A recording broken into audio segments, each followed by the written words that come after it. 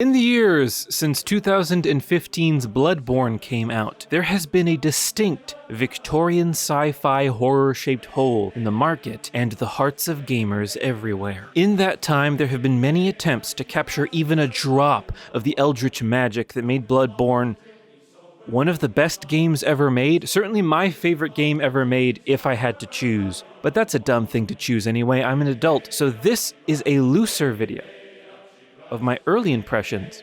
Did I just skip a lot of stuff in the intro that didn't explain what I'm doing or why? I did. I didn't write anything else down. Anyway, this is a looser video with my early impressions of a game that is once again trying to recapture the magic of Bloodborne. It's called, I believe, let's see if I'm pronouncing this right, Estencel. You know, like a stencil.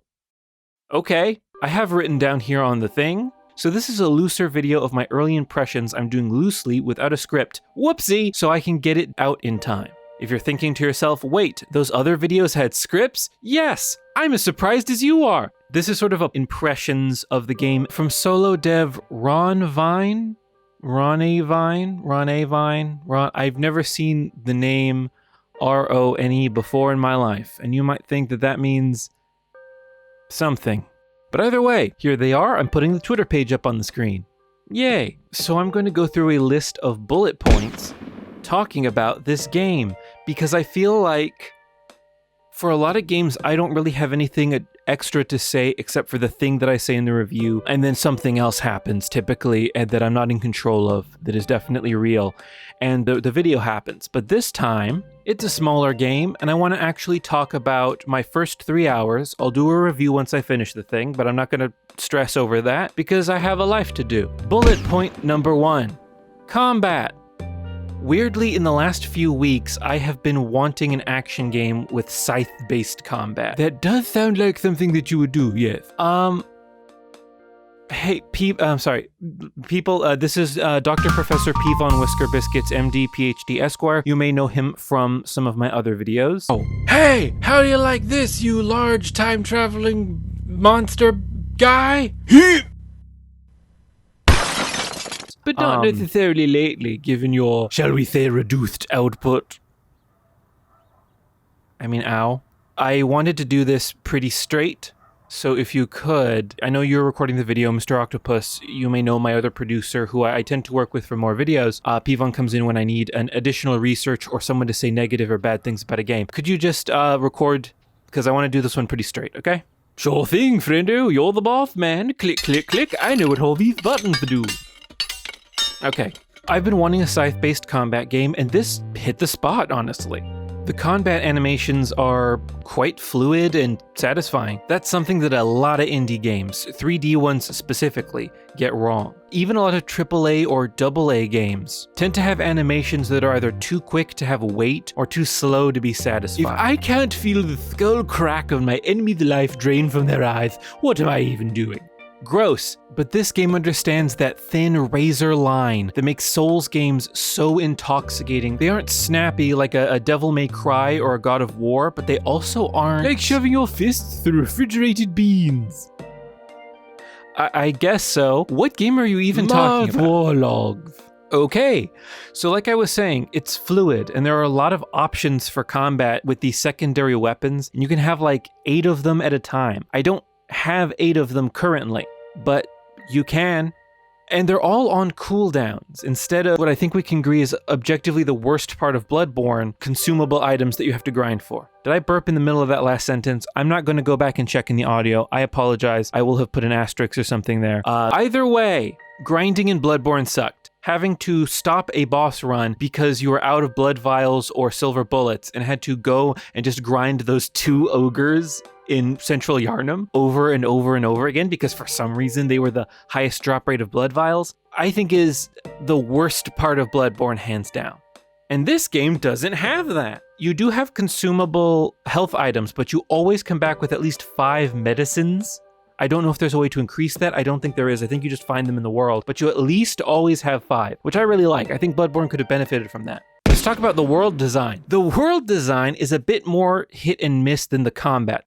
Let's go back to combat for a second. Sorry, world design. The walking animation is bad because it only has the 8 cardinal directions instead of a smooth 360-degree turn radius. So when you go to turn your character does not smoothly turn. Your character just goes in the direction that you want to go in. It feels smooth after a fashion because the game is not actually gating your movement to those 8 cardinal directions, but you don't really feel that in combat because in combat you're moving so quickly and you're not really looking at yourself that when you are, it's when you're attacking, and the attack animations are excellent.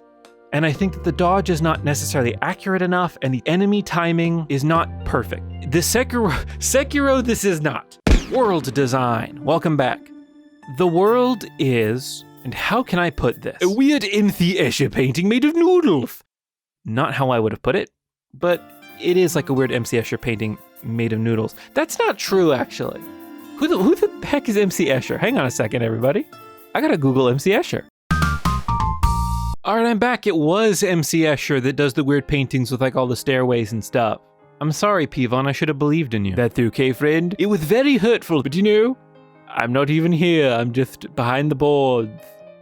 Right. Well, it's kind of like an MC Escher painting. Wow, what a concept. It has all these offshoots and stairs that go to nowhere and walls that really aren't part of anything. The whole world feels like a strange, broken optical illusion.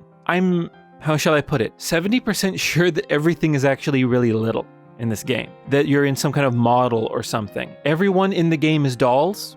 I should have probably prefaced that before. Everyone is puppets. Is this a play on the fact that in Bloodborne one of the prominent characters is a doll? Yes, it is. Do I care? No, because it's cool. Puppets are cool. That's a fundamental truth about the world that everyone knows, is that puppets are cool. Cool things. Leather jackets. No one can deny the coolness of a leather jacket. A cow had to die to make that. It's squeaky. That's cool. Sunglasses. I don't know where your eyes are looking. Could be looking up at the sky. Is there a bird up there? Who the knows? Having a general sense of confidence. I think a lot of people in this world assume other people know what they're doing and that they don't know what they're doing. But in reality, no one knows what they're doing. You see a person who walks into the room like they own it. You're like, she's cool, he's cool. That dog wearing sunglasses and a tiny pleather jacket, that dog's cool. I've never seen that before. My life is worse for it. And of course, puppets. All right, it's surreal. There, I found the correct word to use. It's surreal. Like MC Escher. Ooh, I've never heard that name before. Is that some kind of cool painting, man? Sounds like it would be a very apt reference that your friend would make that you should believe in. Yep. I have here as the next bullet point, item cooldowns. I don't know why that's not part of the combat section, because I already did talk about that. In Bloodborne, when you have a gun, your gun uses bullets, and when you run out of bullets, you can no longer use your gun. Similarly, a lot of other stuff also uses bullets in Bloodborne, like a weird eyeball that shoots comets. Why does that use bullets? It's a way to gate you from just being able to use your items all the time. This game doesn't care if you use your items all the time, and I love that. And your gun does not have ammo. I love this. I had to rebind the controls because I wanted to make the gun the right trigger, because I don't think the right trigger did anything before, or if it did, whoopsie. But it's a delight. It's just useful enough to draw enemies' attention or to take out like that last little bit of health on a dangerous enemy that you're far away from, that it always comes in clutch. Next on the list is graphics. They're interesting, very muddy. I've been playing a lot of it on the Steam Deck, and so I have anti-aliasing on low. I think that it looks good on Steam Deck. It plays well on Steam Deck. I haven't really encountered any problems there. The graphics are muddy. Brightness doesn't do anything. The brightness only changes the brightness of the sky, which isn't helpful. The game is dark, and in some games when it's dark, it adds to the ambiance of the game. It adds to the aesthetic. Thank you, Pivon. It adds to the aesthetic. This is not one of those cases. The game is too dark. All right, story is a bullet point that I have on here. The story's kind of interesting. So you're a doll or puppet, like I said, and there's a really tall puppet with a yellow scarf who can sort of teleport you around, and I don't know what her deal is yet. And there's a guy who plays the cello, who I do love because he mostly just says it's cozy around the fireplaces, which are kind of your bonfires. There's some weirdos that are very cool looking, who I don't know what their deal is, but they're fine. I think I'm looking for my creator, or I've been abandoning my creator and I'm trying to get out of this weird puppet city. You know, It is what it is. Enemy designs is the penultimate bullet point. Ooh, somebody learned a fancy word. Give yourself a gold star. Snip. Did you just put that on the screen? I did, yes.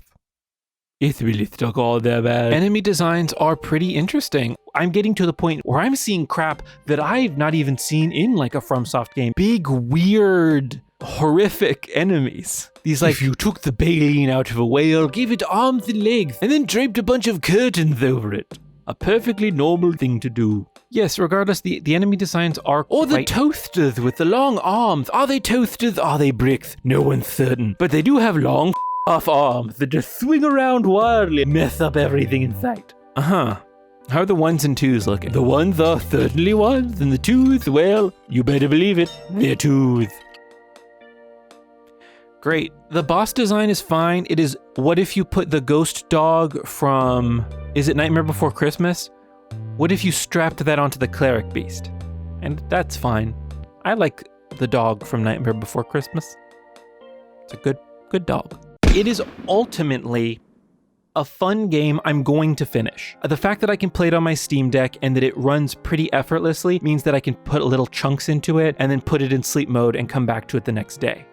Maybe wait for a sale, but it's $14. It's not even $15. There's a demo, and I think that your demo time carries over to the main game. So if you want to, play it. I've been talking into a microphone for about 20 minutes, so this is a very unceremonious way to end the video.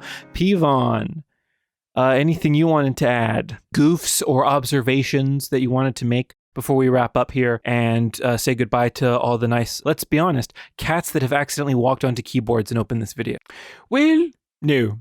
I think that in my role as producer, I should stay quiet and really be behind the camera here. And it's honestly sort of uncomfortable that you would put me in a situation here to finish a video that you clearly did not have an ending for.